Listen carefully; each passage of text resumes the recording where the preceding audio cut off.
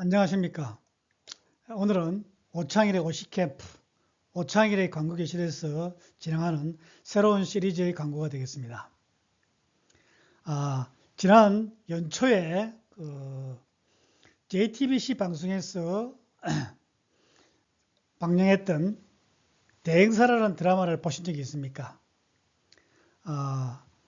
시청률 조사에 의하면 종편임에도 불구하고 약 16%라는 시청률을 올려서 최근에 가장 높은 시청률을 올렸다고 알려져 있습니다. 그 다음에 상당히 화제작이었고 출연진들의 빼어난 연기와 스토리텔링이 아주 훌륭했다는 평가를 받은 좋은 드라마였다는 것으로 알려져 있습니다. 저는 개인적으로 광고인의 입장에서 봤을 때 광고 대행사를 소재로 한 드라마인데 굉장히 현실 감각이 좀 있고 현장 출신의 작가가 써서 그런지 굉장히 체감할 수 있는 그런 어떤 리얼리티가 살아있는 그런 드라마가 아니었나 이런 생각을 해봅니다. 물론 과거에도 광고 대행사를 소재로 한 드라마는 몇 편 있었습니다. 제가 개인적으로 볼 때 드라마가 또 되지는 않은 걸로 알고 있는데 유명한 김훈 작가님의 화장이라고 하는 소설도 굉장히 광고회사의 내부를 잘 아는 분들 또 자문을 잘 구해서 쓴 게 아닌가 할 정도로 아주 리얼리티가 살아있고 쟁쟁한 어떤 긴장감 있는 그런 필력으로 굉장히 공감을 할 수 있는 그런 소설이 아니었나 이런 생각을 합니다. 그럼에도 불구하고 최근에 이제 드라마로 되어 있는 작품들은 조금 현장감이 떨어진다는 평을 많이 받아왔었는데 JTBC에서 방영했던 대행사라고 하는 드라마는 굉장히 높은 시청률이 증명하듯이 굉장히 좀 리얼리티가 살아있는 또 광고인이 공감할 수 있는 또 외부인이 봤을 때도 광고회사의 팽팽한 긴장감을 잘 느낄 수 있는 연출과 드라마와 각본들이 다 연기인들이 다 좋았던 그런 작품이 아닌가 싶습니다. 그래서 JTBC 대행사라고 하는 드라마를 중심으로 해서 광고회사의 내부에 대한 이야기를 좀 하면 어떨까 싶어서 이런 시리즈를 준비했습니다. 제목을 광고 대행사의 인사이드라고 붙였습니다. 광고회사의 내부적인 이야기라는 얘기죠. 내부인이 겪는 그런 애환, 경쟁, 생존 전략, 그다음에 광고 마케팅, 커뮤니케이션 전략, 카피라이팅 이런 것들에 대한 이야기를 좀 해보자고 합니다. 그래서 전체적인 시리즈를 세일 조직부터 시작해서 카피라이터 아주 핵심 인재죠.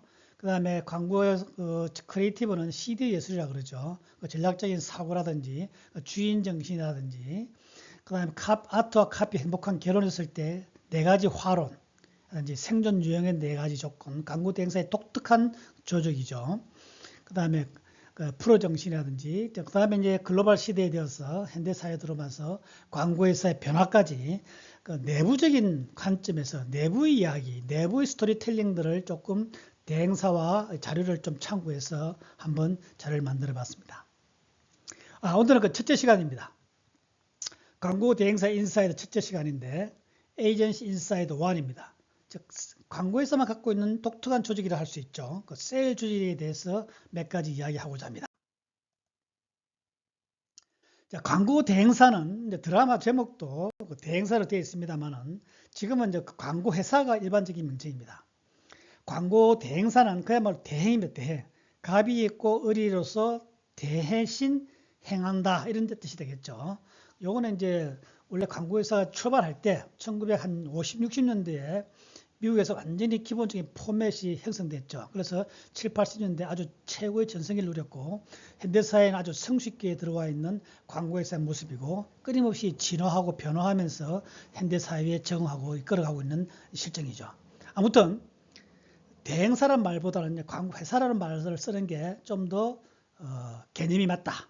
컨셉트에 맞다. 이렇게 이야기를 드리고 있습니다. 아무튼 대행사와 광고회사라고 혼용해서 저는 이제 쓰겠습니다. 보면은 이보연 씨죠. 메인 캐릭터가 보면은 이제 대행사의 드라마는 경쟁이라 쓰고 전쟁이라 일른다는 말을 쓰고 있습니다. 드라마의 홍보 카피가 되겠죠. 아주 적절한 표현으로 잘 쓰고 있는 것 같습니다. 경쟁이라고 하는 것은 선의 경쟁이죠. 다른 모든 가적 자유 경쟁, 공정 경쟁을 통해서 브랜드끼리 경쟁하고 독자 생존하는 전략들을 쓰는 것이죠. 그렇지만은 한 브랜드가 끝나면은 승자 독식입니다. 그래서 완전히 일방적인 승리로 끝나게 된다는 것이죠. 그래서 경쟁이라 쓰고 전쟁이라 읽는다라고 하는 표현은 적절했다. 아무튼 광고 회사는 주된 업무는 사람들의 욕망을 인사이트로 읽어낸다. 통찰과 직관과 물론 이제 최근에는 많은 데이터를 통해서 그 해석을 통해서 소비자들의 속내 심리를 잘 읽어내는 것이죠. 그 다음에 그 욕망이 없다면 그 욕망을 만들어낸다는 것이죠. 만들어내서 소비하게 한다는 것이죠. 광고 크리에이티브 분석 그 시리즈 강의에서도 제가 언급했습니다만 광고회사에서는 욕망을 만드는데 그 욕망은 결국 소비자들이 본인도 의식하지 못하게 타인의 욕망이라 이야기했습니다. 자기의 욕망이든 타인의 욕망이든 자신의 결핍에서 생기는 자발적인 욕망이든 그 갈증, 결핍을 채우기 위해서 브랜드를 통해서 광고를 통해서 그 욕망을 채운다는 것이죠. 어쨌든 간에 어떤 형태의 욕망이든 간에 그 욕망을 소비하게 만드는 것이 광고회사의 준 업무 중에 하나다. 이렇게 말씀드릴 수 있겠죠. 한마디로 사람의 욕망을 귀신처럼 알아채는 꾼들이 모이는 곳. 그것이 바로 광고회사고 광고 대행사고 최근에 광고회사라고 일컬어지고 있는 것이다.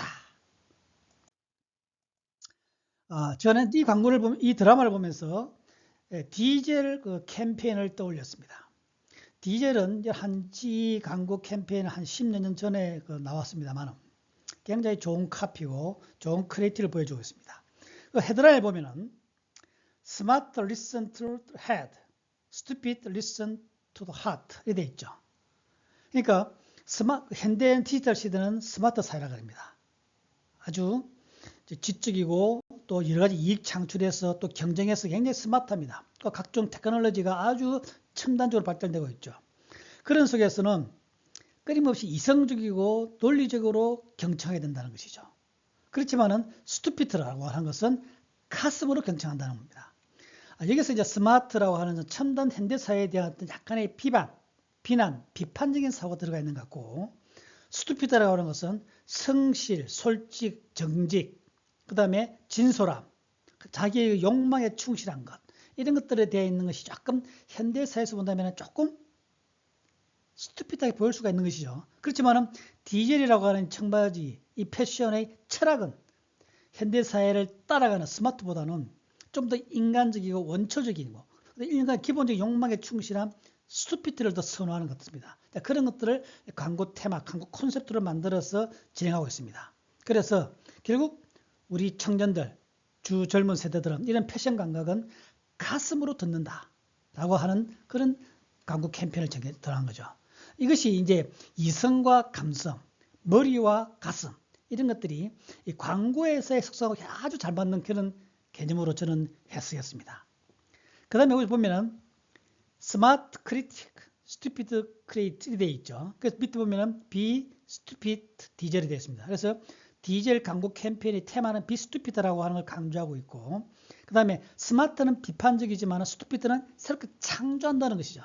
비난과 비평과 질타와 그죠? 폄하 이렇게 하는 게 아니고 스투피드라고 하는 정직한 인간, 젊은 청중, 미래를 지향하는 젊은 액티브한 그런 젊은 세대, 우리 젊은 패션 철학은 끊임없이 새로운 것을 창조하는 데 의미를 두고 있고 거기에 가치를 두고 있다라고 하는 이런 테마, 이런 메시지를 디젤이 강조하고 있기 때문이죠. 그러니까 이런 것들이 바로 대행사가 갖고 있는 기본적인 속성과 잘 맞다. 그래서 대행사의 역할은 그 속에 있는 구성원들은 인사이드에 있는 사람들은 이러한 생각, 즉 이성과 감성, 헤드와 가슴, 그죠? 예술과 예술과 과학과 예술이라고 하는 그런 이중적인 조직을 살고 있는 사람들이 바로 광고회사의 인사이드에 있는 사람들이다. 그런 사람들은 어떤 사람들로 어떤 전문 직종, 어떤 전문 재능, 어떤 탤런트를 가지고 있느냐는 것이죠. 즉 광고회사의 생산물을 만들기 위한 제작회의에서 어떤 조직에서 어떤 구성원들이 있느냐라고 하는 이야기를 할 수 있겠죠. 즉 광고회사는 톡톡에 가장 효율적이고 가장 전문적인 프로들의 직종들이 모여서 있는 가장 효율적인 조직인데 그 조직은 한 3, 40년 전부터 세일 조직이라는 명칭으로 되어 있습니다. 상하 수직적인 하이라키가 있는 수직적인 사회 조직이 아니고 수평 조직이고 각 전문성을 강조해주고 그 전문성에 대한 책임을 주고 권한을 부여하는 그런 조직이라는 거죠. 그러니까 세일이라는 것은 기본적으로 세포입니다. 가장 조직을 더 이상 축소할 수 없을 정도로 가장 단위적인 조직, 가장 간결한 조직, 가장 액티브한 조직이 바로 세일 조직입니다. 이 세일 조직이 바로 광고회사의 조직입니다. 물론 이 셀이 여러 가지 있는 거죠. 기획 파트부터 제작 파트에서 미디어, 마케팅, 모바일 다 해서 다 있는데 하여튼 기본적으로 이런 세일 조직으로 움직인다. 그 세일 조직 움직이는 구성 요소는 바로 이그제큐티브 디렉터, 이그제큐티브 크리에이티브 디렉터, 가장 팀장이죠. 우리 대행사에서 고하인 역할로 나오는 이보현 씨가 바로 이 CD 역할을 하고 있죠. 그 다음에 CD에서 크리에이티브 디렉터 여러분 잘 아시죠? CD에서 성장해서 여러 명의 CD를 움직일 때 이 CD가 되는 거죠. CD의 책임자는 거죠. 총괄한다는 것이죠. CW 카피라이터, CM 플래너는 커머셜 메시지 플래너이죠. 즉 CM 동영상 관련해서 크리에이티브 스토리텔링을 하는 것을 주 책임으로 맡고 있는 사람. 그러니까 CMP입니다. 커머셜 메시지 플래너. 그 다음에 AD는 아트 디렉터입니다. 즉 인쇄 광고, 그 다음 키 비주얼, 그 다음 상징적인 비주얼을 맡는 책임자, 디자이너 출신들이 많죠. 그 다음 AP는 어카운트 플래너라 그래가지고 그야말로 순수하게 전략과 기획을 책임지는 사람으로 되어 있습니다. 주로 마케터라는 말씀, 마케트 출신들이 많이 하는데 단순한 마케터가 아니고 광고는 커뮤니케이션과 마케팅 결합체입니다. 그래서 우리는 광고회사에서는 플래너라 그럽니다. 그래서 어카운트, 광고주 담당 플래너, AP라 그러죠. 그 다음에 일반적인 마케터, 시장 상황, 조사, 데이터, 빅데이터 수집하는 분들이죠. 소비자 조사하는 사람들이죠. 그 다음 미디어 플래너, 광고는 매체를 통해서 노출돼야죠. 그래서 미디어 관련해서 플래너가 있습니다. 굉장히 달라졌죠. 종편부터 SNS부터 시작해서 모바일 많죠. 그 다음에 디지털 또 관련해서 디지털적인 업무를 총괄하는 분들이 있고 프로모터, 판촉 활동하시는 분도 있고 SNS 담당도 있죠. 아무튼 간에 이런 전문 특징들을 가지고 있는 프로들을 가장 간결하고 강력한 조직을 만들기 위한 최소 인원의 단위가 바로 셀 조직이다. 바로 이것이 바로 광고회사에서 갖고 있는 독특한 조직이다. 보시면은 회의를 하고 있죠. 이거 한 팀입니다. 최소 단위죠. 이 팀이 5명이고 그 외에 이제 미디어라든지 프로모트 이런 것들은 다른 부서의 협조를 구하게 됩니다. 그리고 여기 이제 많은 아이디어가 걸려 있죠. 벽에도 많이 걸려 있습니다. 이렇게 해서 끊임없이 아이디어 생존 경쟁을 벌립니다. 이 직종들에 있는 분들이 그야말로 정거리 법칙에서 자기 아이들을 설득하기 위한 치밀한 전략들을 구사하고 있죠.